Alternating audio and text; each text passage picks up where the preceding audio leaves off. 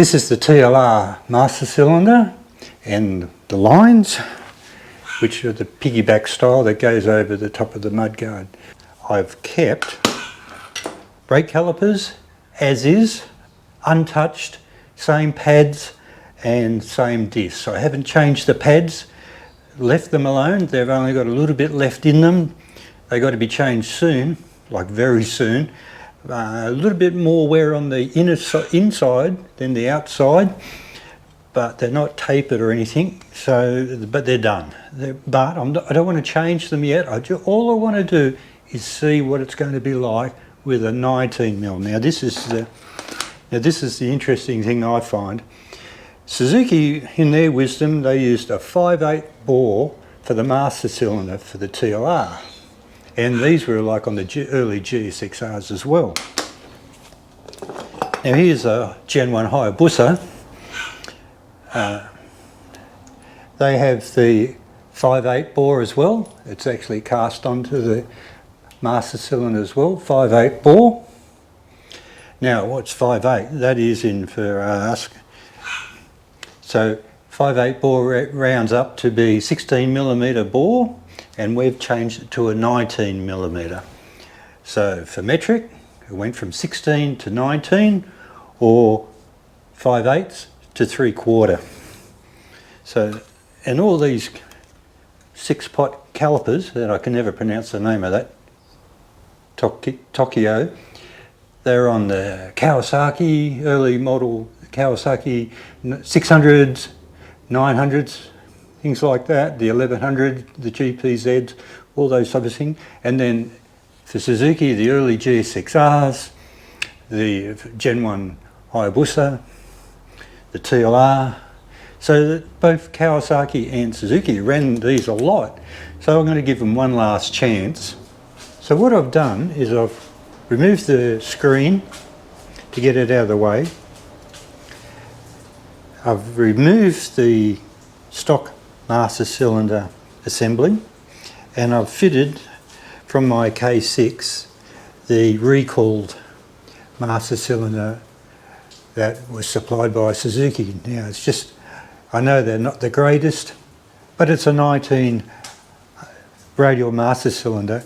One of the comments that I got from one of the chaps was telling me that the biggest problem fitting a 19mm radial is clearance to the instrument cluster, and I've got a fraction of an inch clearance. And I don't want to do that because I don't want to spill that out.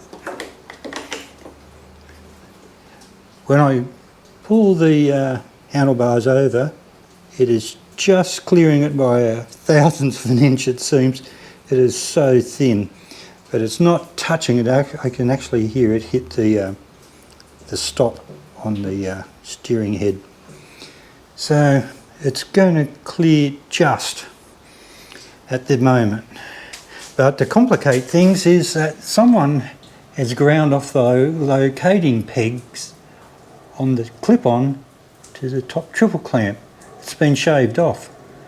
So I can't say if you would do this to yours and it was going to fit or not, because there's another variable going on here, and that the handlebars have been slightly modified. But what I've got is what I'm working with. The reservoir went onto the stock TLR bracket. I only had to take the clip off, or slide it back out of the way, and then twist the reservoir on the tube. Just had to free it up first so not to snap anything, and just rotate it a little bit on the rubber to there. So there's no load, no twisting going on here, so that's all good. And it bolted straight up.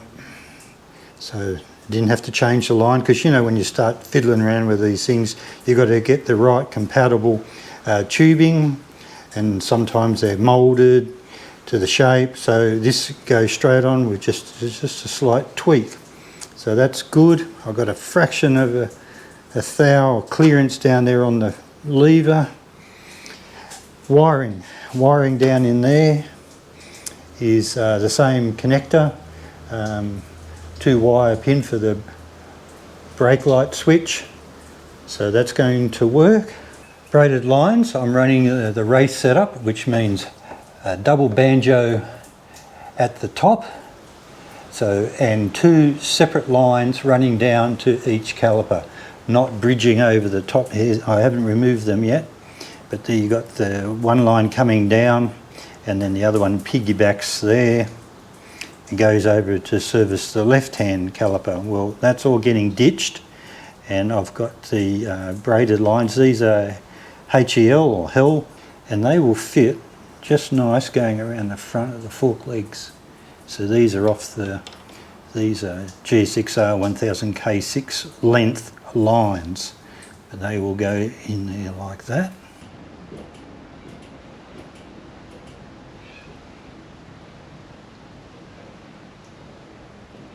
But we've got a soft first pull on the lever, so it's like it pumps up. So there's still air, and I believe it's in the master cylinder here, right here. Because what happens is, the first time you squeeze the lever, it's soft and travels more than the second, third, fourth. It's like you pump it up, you go first pull, a lot of movement. Then second, third, fourth, it's firm. And it seems like it settles, and the air settles back into the same position. They used to say, or they still say, wrap the brake lever up and hold it on overnight, and then it fixes. With the whole system under pressure, the air is forced up the lines. But they don't say what to do after you release the clamping method. I've just got rubber bands around here. They just say, clamp it up, leave it overnight, and you'll have a new lever. But there's got to be more to it, and I read it in a comment of someone's video, and in the comment one guy said, you leave it overnight with the system closed. That's what it is. It's closed with the brake lever on. And then when you undo the clamp method, slowly release the lever, and then do a bleed. And that makes more sense to me, so we're going to try this in a moment. But the thing is, when you have the brake lever not touching the brake lever, the fluid from your reservoir can flow down through the master cylinder and down to your calipers, because it's open. And then the fluid in the bottom is all connected. It's only when you pull in the brake lever that you cut off the reservoir and you start applying force down to the calipers down the bottom. Because if you didn't cut off the ports in the master cylinder when you apply the lever, you'd be putting pressure up into your reservoir. It would be going both ways, wouldn't it? Because it would be going down to the calipers and up into the reservoir here. So the piston in here shuttles across and closes off the ports. I think there's two ports in there actually. There's a transitional port or something. But it has to be closed so that all the force goes down. So having it closed off now is only part of the problem, or so part of the story, I should say. So let's try it. We're going to undo the band, slowly release the lever. We don't want to just sort of stir everything up. And then I'm going to bleed it and see if it will have some air, because there's some air here, and I just want to see if this is going to work properly. So we'll undo it all and we'll try. So we just I'll just hold on to the brake lever while I remove these rubber bands. It sounds like a Harley. I'm sure it is. So we can just slowly release the brake lever, and now the ports are now open so that fluid can go back up into the reservoir. Okay, and hopefully some air went with it. Ooh, so we're going to try it. We're going to crack this bleed nipple, and we're going to see what we get. Well, we'll do the normal system. We'll pump it and hold.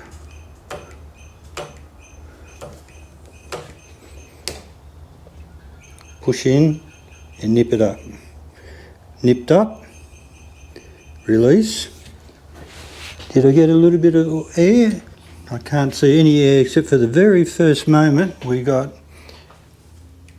a bubble, only at the very first time, but now all of these ones are completely bubble free. Do it once more, but this still doesn't answer. See, I've got a couple of bubbles then and nipped it up then. 2 bubbles going up then. A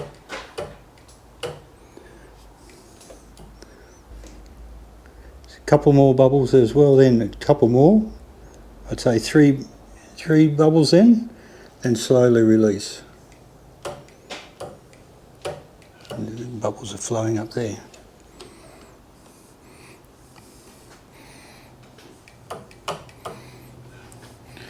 Getting better. It's getting better.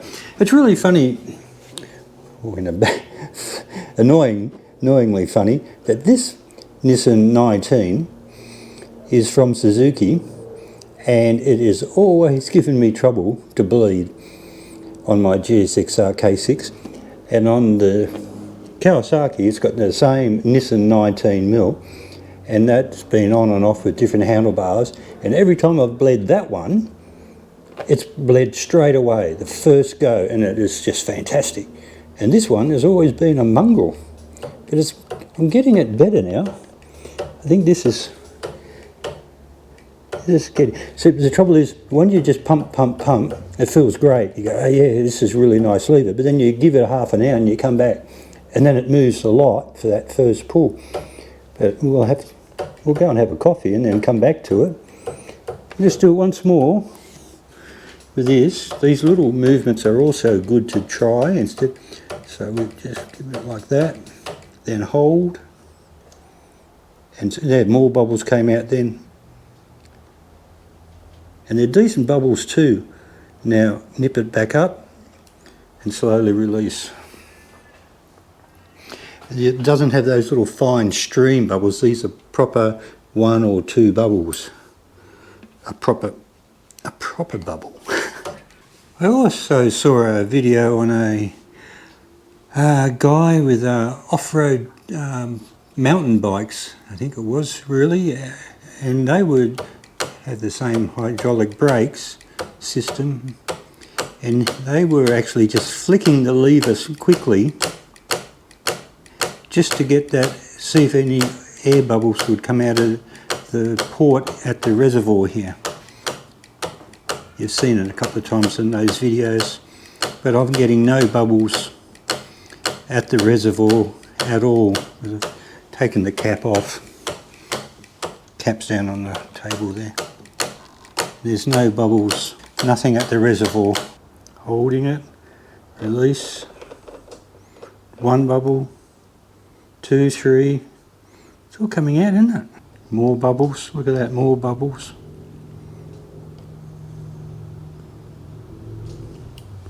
Release. 1 more time. Hold. Undo it slowly. Squeeze the lever in. Minute bubbles now, that might be just leakage at the seal. 1 bubble. Okay. Nip it up. Slowly release. Got a good lever there, but will it stay half an hour later? We'll find out. Let's have a go. Let's have a look. Look at that. It's the same on every application. The first pull to the 3rd, 4th, 5th, it's all the same. Basically, the air overnight has been forced up to the top, and so then doing another quick little bleed at the top has pushed out the remaining air that was in the system. And when you use the brake lever for the first time, voila, this is going to be great. I had to take the screen off to get better access. It's got to get rid of that while you're working on it. You just need the access. And I took the mudguard off as well for the same reasons, running the lines down through there. And so ready for a test ride as soon as I just put it all back together.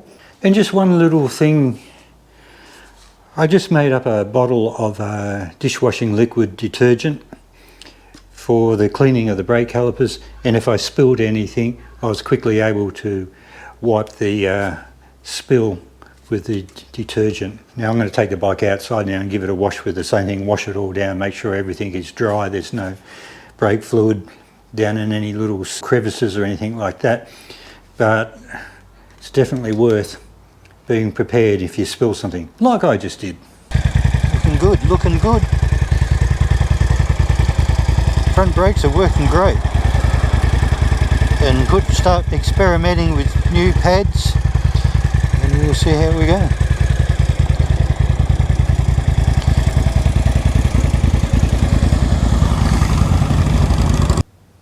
I think it looks pretty good.